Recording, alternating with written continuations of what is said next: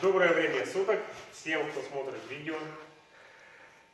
Проблемка. В сервис поступил автомобиль, поступила машина с проблемой, значит, странные звуки из двигателя. А именно Chevrolet Orlando 2014 года выпуска. Мотор 1.8 бензин. Клиент жалуется на то, что из двигателя идет звук дизельного автомобиля. Очень сильно стучит, очень сильно цокотит. Вот. Похоже на стук гидрокомпенсаторов. Вот. Собственно,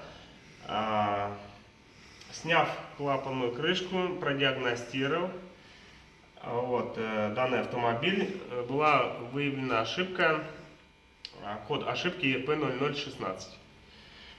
Вот, после разборки, если посмотреть внимательно поближе сюда, значит, установив необходимый инструмент, значит, была выявлена проблема, что впускной распредвал, значит, уходит вне диапазон, значит, регулирования, несоответствие меток, значит, коленвала и впускного распредвала. Данной проблемой является то, что износилась шестерня, значит, впускного распредвала.